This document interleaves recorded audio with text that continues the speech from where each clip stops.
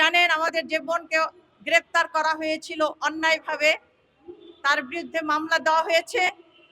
তার অপরাধ কি ছিল? সে অন্যায়ের বিরুদ্ধে কথা বলেছে, সে নিজে স্বীকার করেছে। আমি সমসাময়িক অর্থনৈতিক অব্যবস্থাপনা, রাজনৈতিক সংকট, সেই সম্বন্ধে আমি আমার ফেসবুকে লিখেছিলাম। এটা কি ন্যায় বিচার হলো যে তাকে অন্যায়ভাবে উপরের নির্দেশে তাকে গ্রেফতার করা হলো? আপনারা জানেন তার দুটো শিশু আছে, একজন অসুস্থ শিশু আছে। সেই ছোট শিশুকে রেখে সেই বোনকে 2 দিন পর্যন্ত কারাগারে কষ্ট স্বীকার করতে হয়েছে। আমি বলতে চাই,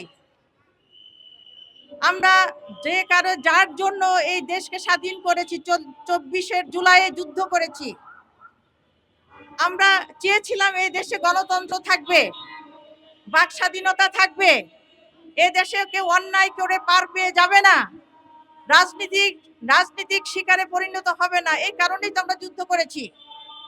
আজকে মাত্র কয়েক মাস পরেই আমরা সেই ফ্যাসিস্টদের পদচারণাটা উপলব্ধি করছি।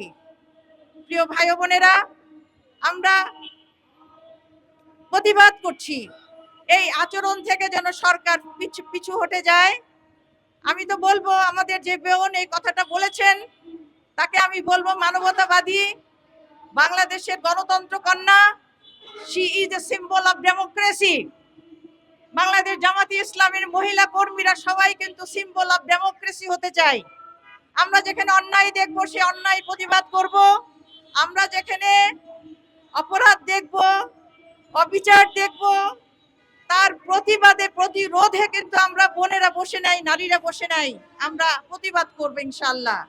সুতরাং সাংবাদিক ভাই বোনদের মাধ্যমে আমরা যে দাবি করতে চাই সেটা হলো, এই ঘটনার যেন পুনরাবৃত্তি না হয়। আজকে সাউদাকে ধরা হয়েছে, হ্যাঁ, তাকে জামিন দেওয়া হয়েছে, এজন্য আমরা সাধুবাদ জানাই। তারা ভুল বুঝতে পেরেছেন, তারা অন্যায়ভাবে আমাদের বোনকে গ্রেফতার করেছেন। সেই ভুল যদি তারা স্বীকার করেন, আমরা তাদের সাধুবাদ জানাই, কিন্তু অনতিবিলম্বে তার মামলা প্রত্যাহার করতে হবে। আর ভবিষ্যতে যেন এই ধরনের কোনো অবস্থার সৃষ্টি না হয়, এ কারণেই আমরা প্রতিবাদ করছি। প্রিয় ভাই বোনেরা, আজকে বাংলাদেশে অনেক সমস্যা রয়েছে। তেলের সমস্যা, খাবারের সমস্যা, খাদ্যের সমস্যা, স্বাস্থ্যের সমস্যা। সরকার কি এই সমস্যাকে পাশ কাটিয়ে এই ধরনের ঘটনার অবতারণা করছেন? যদি করে থাকেন, আমি মনে করি এটা তাদের অন্যায় আচরণ। আসুন, আসল সমস্যার সমাধান করুন, আমাদের তেল সমস্যার সমাধান করুন। আমাদের যে স্বাস্থ্য সমস্যা আছে, ছোট ছোট বাচ্চারা, শিশুরা আজকে মিজেলসে মারা যাচ্ছেন, এবং এটা আমি মনে করি বাংলাদেশের জন্য রেকর্ড ব্রেক করেছে যেভাবে শিশুরা মারা যাচ্ছে। আপনারা সেই দিকে দৃষ্টি দেন। আজকে ভোটের ব্যাপারে, জুলাই সনদের ব্যাপারে যে আলোচনা হচ্ছে সেটার বিরুদ্ধে, সেটার পক্ষে, সেটার জন্য গুরুত্ব দেন। সেটা না দিয়ে আপনারা একটা প্রতিহিংসা করে একজন বোনকে অন্যায়ভাবে গ্রেফতার করে দেখিয়ে দিচ্ছেন যে আপনারা অন্যায়ের প্রতিরোধ করছেন। আসুন, আমরা সুন্দরভাবে, সুন্দর মন মানসিকতা নিয়ে, গঠনতান্ত্রিক মানসিকতা নিয়ে আমরা এই দেশকে সবাই মিলে ঐক্যবদ্ধভাবে গড়ে তুলি।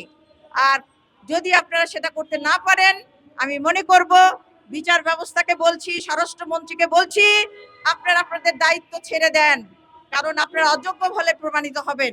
আসুন, আমরা সবাই মিলে দেশকে সুন্দরভাবে গড়ে তুলি।